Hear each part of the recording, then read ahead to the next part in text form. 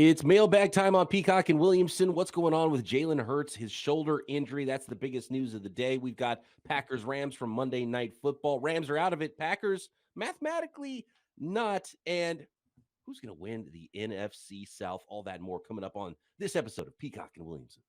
NFL analyst Brian Peacock and former NFL scout Matt Williamson bring you expert NFL analysis every day in less than 30 minutes. Get an inside look into the NFL on the field and in the front office. With elite breakdowns, next-level analysis, and in-depth information only for the real NFL fans. This is Peacock and Williamson, and it starts now. Peacock and Williamson NFL Show. Brian Peacock and Matt Williamson with you at BD Peacock at Williamson NFL. Thanks for making us your first listen here on the Locked On Podcast Network, your team every day. Today's episode is presented by Ultimate Football GM. To download the game, just visit ultimate-gm.com or look it up on the App Store. It's Ultimate Football GM. Listeners get 100% free boost to their franchise when they use our promo code Locked On. That is the promo code Locked On, one word, all caps, in the game store at Ultimate Football GM. Packers Rams, just to get that out of the way. Yeah. Monday Night Football. It's the game freshest in our minds. I actually like where the Packers season is going right now, which is still not into the playoffs, I don't think. But the Rodgers and the young rookie receivers coming together, seen a lot more from Watson and Dubs, and they hadn't really been on the field a lot together, but I saw a statistic about when both those guys are on the field together because they sort of traded off. Remember, it was like the early part of the season, Watson wasn't, then Dubs wasn't on the field, and then now they're kind of getting back on the field together, and Rodgers is hitting like 90% of his passes or something when they're both on the field together. And you can see the talent with both these guys. And, you know, it's tough for rookie wide receivers. And I think with Aaron Rodgers, it's always been kind of tough with rookie receivers. But I like where that's going for the Packers at least. But, you know, even though they're not mathematically eliminated yet, there's no chance for the Packers, right? Yeah, I'm going to get the Packers real quick. As with our Rams nugget here, because I don't think we've spent a whole lot of time there. They're in a bad spot. They lose their starting center right off the bat. As usual, Morrow line changes for this team. And I don't know that we can evaluate Mayfield correctly off of this outing. I mean, he was sacked 5 times. He was under a lot of pressure. But if I'm looking for positives, Cam Akers to me looked like maybe he's their back that we thought he'd be pre-injury. You know, I mean, I'm reaching here, but in our dynasty leagues out there, maybe I would grab Cam Akers on the cheap right now. You're right about Green Bay. There's just a different feel to them. Like, they look happier. They look more comfortable. They ran the ball well. They had balance. This very, very talented defense came to play against a bad opponent and made plays. I mentioned the sacks. And I bet they're kind of kicking themselves right now. I mean, they're 6-8. Their last 3 games are difficult. They are at Miami, Minnesota at home, Detroit at home. But if they could have squeezed out one more win, and we're sitting at 7-7 right now, in that conference, I think they'd be in really good shape. Yeah, they're just one. They're going to be one short, and there's already too many teams at 7-7 for them to leapfrog. They would need so much help. Mathematically, yes, possible. They would need so much help. They're good enough to do it on their end. Can they hold up their end of the bargain? Maybe. You get the Vikings, you get the Lions, especially. Who knows? Maybe they are playing for that last wild card spot with the Lions in Week 18, but I think it's pretty unlikely at this point. Yeah, another thing with the Rams too. I mean, they're so broken down, and I know during the Manning cast of the game, they asked what's so difficult about playing against the Rams, why they've been so good, you know, up until most recently. And George Kittle's like, well, Aaron Donald. More so than anything else, it's like that changes your entire offensive game plan, right? And so that's a big deal. On offense, even Baker Mayfield aside, like some of the plays they're running, it was like, okay, it's 3rd down and 8 or whatever, and Baker Mayfield drops back, and they've got like quad wide receivers, no tight end on the field, and these guys are running like not even routes. Like, where do you even go with the ball? Like, nobody's open, and the route was like, I'm gonna run and like kind of not barely turn around. You know, Tutu Atwell's like, run a route at least. Is it a hook? What's your route supposed to be? Giving your quarterback an opportunity to throw the ball, and Baker throws a pick on the right side. It's just, you know, it's really bad football for the Rams right now. They're obviously their season's over. They're mathematically out of it, but man, without their stars, that is a bad football team. you probably agree with me being an NFC West person, and I'm not saying they deserve what happened to them this year, but their run of injury luck leading up to this year was remarkably good, and it all came crashing down. I mean, so such is life, you know. Such is like when we Yeah, talked yeah. about it, they made a deal with the devil Right. as extreme as just about any team we've seen. So I think the Saints and the Rams are both that cautionary tale. Not really cautionary. The Rams won the Super Bowl. I'm sure they feel Yeah. great about that. If they're bad for a decade, they might not feel as good about it. But for right now, they just won the hardware. So not a big deal. They made a deal with the devil. They got what they wanted out of it. The Saints couldn't get over the hump with all of their trades, and they don't have a first round pick now, and they look pretty bad as well. So maybe they're less excited about all the gymnastics and salary cap stuff, and we'll see what that ends up doing to them in the future. So those stories aren't written yet, but that's obviously the downside of really going for it. And Mm-hmm.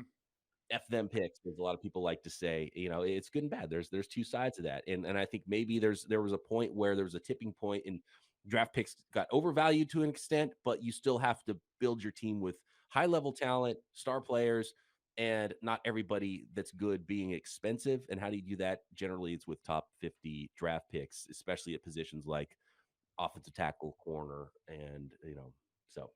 Yeah. And I hadn't really thought of it in this light, and just how it happens these two teams are playing each other. But, the Bills always come due, and they did for the Rams this year. And the Packers, that both these teams have been very successful in the NFC for, the last 5 years, if not longer. The Packers have been far less aggressive with their team building. And you watch this game and say, boy, the Packers are going to be much better than the Rams next year. Yes. You know what I mean?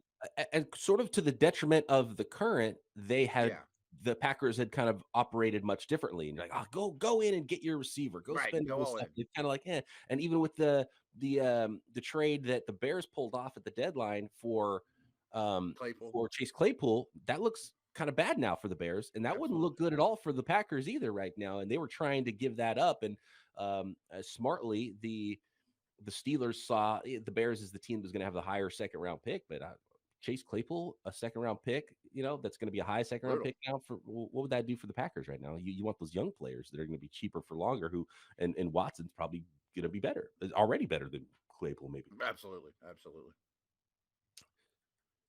But yeah, and I've had this argument with 49ers fans on Locked On 49ers. You want your team to go for it. And it's like, okay, the Niners don't have any picks in the top 100 next year, but if they win Super Bowl, that's why you go out and you trade all these picks, and you're trying to help your upside at quarterback. You go get Christian McCaffrey, even though I always talk about how running backs don't matter. You're still trying to win it. Yeah. And so as a fan, you want your team to go out and win it. And sometimes you realize later, it's like, maybe this move was good, but that one wasn't. So such is life. But yeah, the bill came due for the Rams this year. That's the moral of this story. Maybe some people could tweet us this, but would you rather be a Rams fan or a Packers fan, considering the Rams won the Super Bowl in 2021? So let's do the 5 years before they won the Super Bowl and the next 5 years. We'll call it a 10-year stretch. And you got one, and those years leading up to it were a lot of fun. You got better and better, and you watched Aaron Donald, and they traded for Jalen Ramsey. But now the tunnel's not got a bright light at the end. Or would you rather be the Packers during that stretch, win 13 games, go to the playoffs, and still be in it? And still have a chance. Yeah. You're not guaranteed to not win a Super Bowl either. So right. The Rams have one. Packers, could they get one? Enjoying the ride? That's a great question. What's a better 10-year stretch? Yes, let us know at BD Peacock, at Williamson NFL. That's where all the questions are coming from on today's episode. Let's talk Jalen Hurts injury. How is that going to impact those Philadelphia Eagles and the NFC playoff picture and NFC South conversations? Tons of great questions and some officiating questions as well coming up. Ultimate GM Football. Really geeked out about this one. Our newest sponsor of today's episode, the mobile game Ultimate Football GM. If you ever dreamed of being an NFL GM, as I have, managing your football franchise, well, your dream can come true now with this game, and it is definitely for you in that case. Manage every strategic aspect of your team. Play through the season and lead your team to glory. You're responsible for everything, hiring the right coaches and coordinators, trading players, making draft picks, of course, scouting those draft picks, scouting the players in the league to try to make your team the best, trying to win that title, navigating your franchise through free agency in the draft, and all the ups and downs of a season. All this in a challenging and realistic game world. Ultimate Football GM is completely free and playable offline. Play on the go as you want and when you want to. And our listeners get a 100% free boost to their franchise when using promo code Locked On. That is all caps, one word, Locked On in the game store. That's Locked On. So make sure you check it all out today. Get that 100% free boost for your franchise. And maybe your franchise can look as good as my franchise is starting to look in year 2. Got my quarterback, Roland Battle is his name, and he is a dominant player, run and pass. I'm excited to see where his career goes. Go download the game. Just visit ultimategm.com. That's ultimate-gm.com, or look it up on the App Store. Ultimate Football GM. Start your dynasty today. Turo is the world's largest car sharing marketplace. With Turo, you can book any car you want, wherever you want it, from a community of local hosts. You're browsing a selection, massive selection, really. It's all up to the hosts in your area. Any car for just about any occasion or budget. Across the United States, the UK, Canada, and Australia. You can book a spacious SUV, maybe a minivan. You're trying to take that family on a road trip. Maybe you need a truck. You're trying to get some stuff from here to there. An economy car. You just need to go run some errands. You don't have wheels for the day or for the week. Maybe you want a classic or luxury car. You want to show up in style to a special event, a birthday, a holiday, something like that. Thinking about getting a Turo, maybe get something really nice, showing up to Mobile, Alabama at the Senior Bowl and be like, hey, what's up, everybody? As you're some big time player in the NFL world. That would be pretty fun. Test drive the new electric vehicle that you've had your eyes on, whatever it is. Many Turo hosts can even deliver the car right to you. Every trip is backed by liability insurance. Terms, conditions, and exclusions apply. Forget boring rental cars and find your drive at Turo.com. All right, we got a ton of questions on this. This is the biggest story of the day as far as non-on-the-field football. Clearly, it impacts on-the-field football, though, for the Philadelphia Eagles, and that is Jalen Hurts' shoulder injury. He's got a sprained shoulder. He will not play against the Dallas Cowboys this week. It's a pretty big game. I mean, Cowboys-Eagles, right? It's probably a bigger game for the Cowboys than it is the Eagles right now. Maybe not, but the Eagles still need to win one more of their last 3 games. Multiple questions here. One, can Garner Minshew win one of those 3 games and solidify that 1 seed in the NFC for the Philadelphia Eagles? Can Garner Minshew win a playoff game if he has to? And at what point do you get worried if Jalen Hurts misses the entire regular season? Then they have a bye, and then it's a month off, rusty 5 weeks off before you play your next football game, which is not really ideal for the Eagles either after that bye week in the playoffs. And they're probably going to be playing a team that's pretty darn good and pretty hot at that point. Yeah, I mean, it is a big story, but it's only Tuesday, and we know injury news changes throughout the week. But he is, well, first of all, I think this probably loses him the MVP and probably hands it to Mahomes, assuming he misses time. How I would handle it if I were the Eagles, and you just laid that out perfectly. So I'm looking at their schedule: at Dallas, home, Saints in Philly, Giants at home as well. So they have 2 home games and then hopefully a bye. If Minshew played every one of those snaps in those 3 games, I think they win 1 or 2. I mean, they're so well. I'm a Minshew fan, first of all. I mean, as backups go, I always say he's going to have a Ryan Fitzpatrick-like career, and I believe that to no end. But with that running game, those lines, those defenses, I think they are favored for sure against the Saints and Giants. So if you only need 1 more win, and Dallas is not playing great either, if it's questionable, I leave Hurts out and I start Minshew for all 3 games. But to your point, in a perfect world, and the NFL doesn't work this way, I start Minshew this week and finish out the season with Minshew, but I get Hurts snaps in week 18. Like he plays 3 series or something like that. Gets some hits, throws some balls. We probably have things locked up by then, but I don't want him sitting a whole month before I host, a divisional round game. Yeah, I totally agree. You want Jalen Hurts to play, period. Yeah. A little, it's something. And you want him to win the MVP too. So that might be part of it. He's not, because here's the other thing. You want to say something like, well, you can't put him back in until he's 100%. He's probably not going to be 100% until next season. No, and he's got a sprained throwing shoulder. We saw Jimmy Garoppolo went through this last year, and he didn't look great with that injury he had throughout the playoffs and at the end of the regular season. He missed 1 game, I believe, as well. late in the season, week 17, and then end up having to have surgery after the season, right? So I don't know how severe this AC joint, I believe it is, for Jalen Hurts is with that regard. Can he play through the pain after he sits for a couple of weeks? But I'd be shocked if he plays this week or next week, just because you have to get this guy healthy. Then week 18, I feel like if he's healthy enough to play, then you got to play him. You might need to win that game to seal it. Then you definitely want to start him, or you treat it like week 3 of the preseason where you play him for a half and then you bring Minshew back in, and then you need to get him that week 18 just to get him some playing time, just so he's not completely rusty and has a month off before the playoffs start. And then if he can't play by week 18 and he's not healthy enough to play, then you start to get worried, because it might be Minshew in the playoffs. So I think we'll learn more about this injury probably into the next week or so for Jalen Hurts. But I'd be surprised if he sees the field at least in the next 2 games. Yeah, and the only thing I don't know, and I always hate commenting on injuries, but if your team doctor goes to Sirianni and says, this thing's hanging by a thread, one routine hit could end his season, well, then then it's a different answer. You know what I mean? Right. Absolutely. Yeah. But that's a tough one. Is there anybody we've talked about how, like, he's MVP today, right? Jalen Hurts. I think Mahomes has had the better year, but that's not the question. Yeah, is he? And even if you ask the question, okay, who's the most important player to his team? Where would his team be without that player?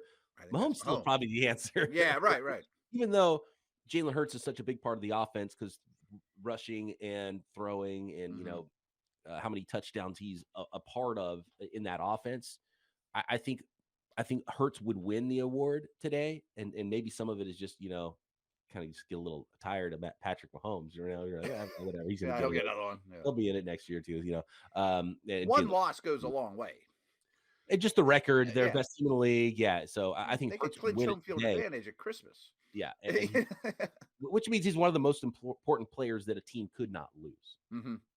But Garner Minshew is pretty good backup too. Oh, I think they'd be a contender with Minshew. And I do think they're going to win one of these games, probably this week, still with Minshew.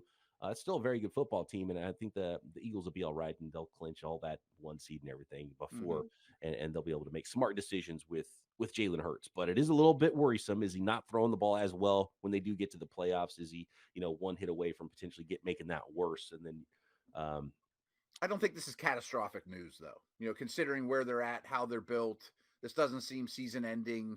Yeah, slow play it. You only need to get 1 win out of 3. And some of your competitors could still lose too.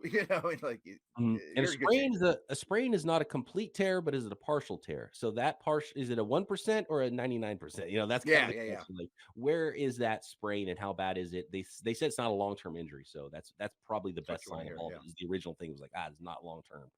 Probably won't play this week. That's better than saying 2 to 4 weeks or something like that. Right. So I don't think it's catastrophic, but it is huge news.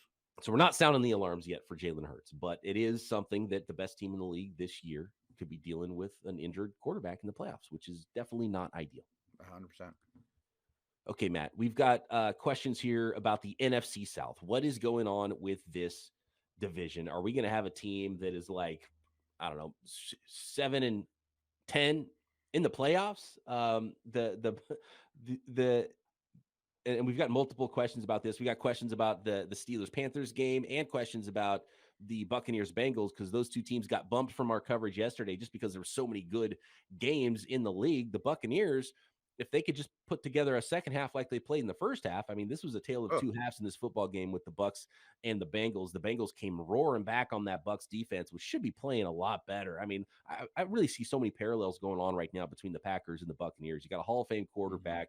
You've got an offense that should be better. You've got a defense that should be better. And it's just not coming together really for these two teams this season. And they have a similar record now. It's just that the rest of the division's so bad in the South that the Bucs are still leading at 6-8. They lose 34-23. And then on the other side of things, it was the Carolina Panthers who lost to the Steelers. So the Panthers had an opportunity to tie the Buccaneers there. Now they are 5-9 in the South with this loss to the Steelers. You could probably speak more to the Steelers-Panthers game here and what these two teams look like. And if you're still really bullish on those Panthers, which I know you were coming into this week.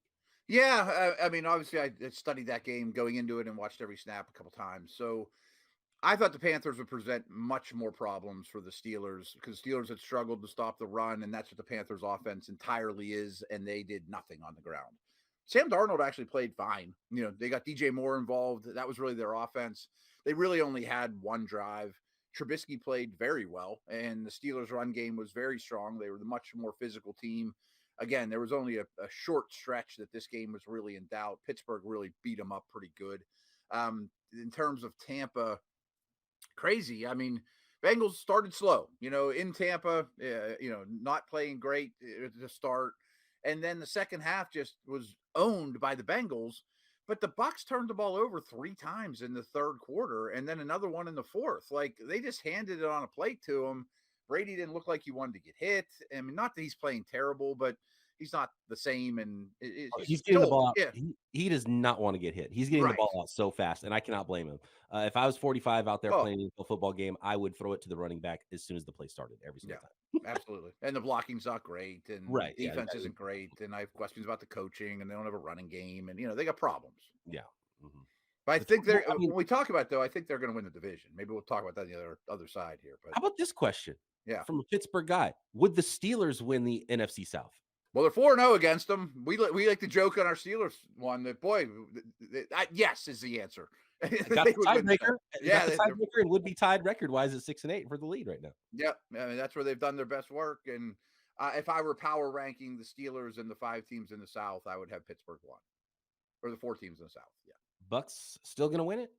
I think, because I'm sitting here looking at the schedule grid, and what's interesting is they all play, a non-NFC South team this week. Next week, Carolina comes to Tampa, and of course, they all end with a South game, but none of them have a particularly hard schedule. There's teams like Arizona on these guys' schedules, I mean, that are a mess right now. So there's another team. Baltimore might not have Lamar. I mean, and Arizona's on Atlanta's schedule as well.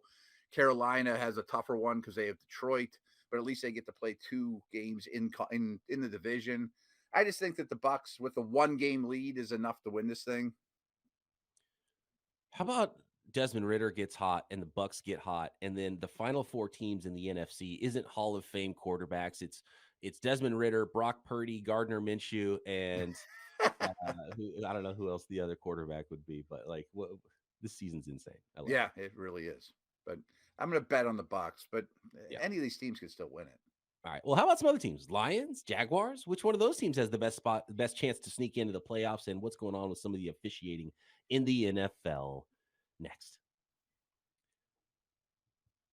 Daily fantasy sports. You love daily fantasy sports. Why? Because your year-long fantasy sports can end sometimes before they even start, as they did in the Peacock and Williamson league. For me, in round 4 of the draft, I knew I was in big trouble in that league, and it turned out, you know what? I was in big trouble, and I ended up in the wrong bracket in the playoffs in that one. So daily fantasy will come in handy for those of you who have seasons like that in your year-long fantasy. And we're talking every single day. All you do, super easy. Could not be easier to play Prize Picks daily fantasy. On Prize Picks, all you do is you pick 2 to 5 players and you win prizes, right? That's why it's called Prize Picks. You pick 2 to 5 players. If they score more or less than their Prize Picks projection, you can win up to 10 times your money. You're not building an entire team. This doesn't take all day. This is every single day. You can jump on, see what the projections are in any sport, tons of NFL projections. You're just playing against those projections available, not against any other people. NFL, NBA, NHL, PGA golf. There's college football, college basketball, men's and women's, WNBA, soccer, NASCAR, MMA, boxing, tons of projections, and a whole lot more available at Prize Picks, and entries can be made in 60 seconds or less. Download the Prize Picks app or go to prizepicks.com to sign up and play daily fantasy sports. First-time users can receive a 100% instant deposit match up to $100 with promo code Locked On. If you deposit $100, Prize Picks will give you $100. If you deposit $50, Prize Picks will give you $50 more to play with. Don't forget to enter promo code Locked On at sign up for an instant deposit match up to $100.